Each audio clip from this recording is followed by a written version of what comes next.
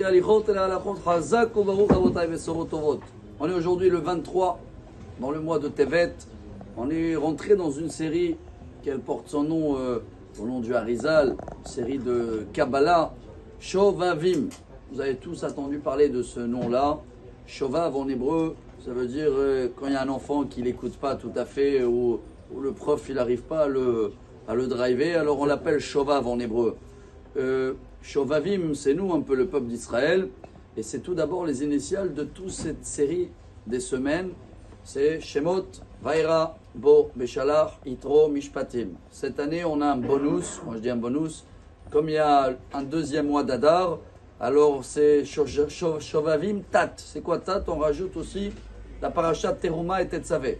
Ce qui veut dire qu'on est parti sur 2 mois où il y a des personnes, tous les lundis et les jeudis, ils font des efforts supplémentaires jusqu'à tel point de jeûner tous les lundis et les jeudis.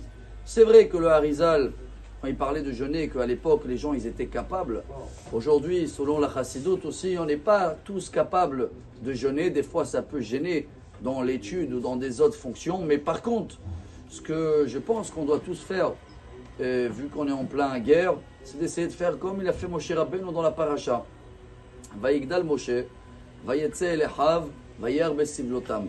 Elle raconte la Torah, dès que Moshe il a grandi, il n'a pas fait comme Esav quand il a grandi. Vous vous rappelez, Vayigdelu Aneharim, Vayi Esav Ish Yodeatza Edish Sadeh. Esav, quand il a grandi, il est parti à la chasse. Il cherchait à bien manger, des entrecôtes et des repas. Moshe, dès qu'il a grandi, et il était dans le palais de Pharaon, selon les Midrash, il pouvait aller dans les bons restaurants, passer le temps dans les cafés. Non, Moshe Rabbeinu, il a compris que pendant cette période-là, chaque année, quand on arrive à les parachiotes, on parle à la sortie d'exil. Ce qui veut dire toujours l'hiver, jusqu'à Purim. Qu'est-ce qu'il a fait Moshe? Pas de restaurant. Il est parti voir comment ses frères, les juifs, ils sont en train de souffrir. Et il allait voir, comme ça il dit Rashi, Natan libo ve'enav shiyem metzer vedoeg lechav. Il a mis ses yeux, ça veut dire il a regardé, il a mis son cœur, son attention et son action de participer, s'associer avec la souffrance du peuple d'Israël. Rabotai, on est en plein guerre. Il y a des soldats qui souffrent dans les conditions, comment ils dorment et comment ils mangent. Est-ce que nous, on ne peut pas cette année faire un effort tous les lundis et les jeudis? Ça commence aujourd'hui, bien sûr, Shovavim.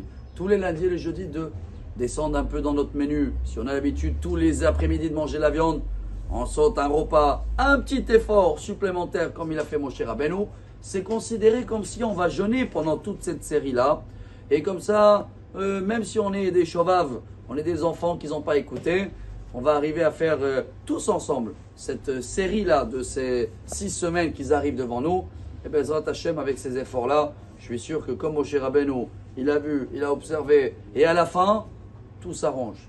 Il y a la délivrance. Alors même là, tout ce qu'on ne comprend pas, à la fin, Bezrat Hashem, il va sortir de tout ça une grande lumière où on est déjà dans le bon chemin. Et Bezrat Hashem, que des bonnes nouvelles, des grands miracles et excellente journée.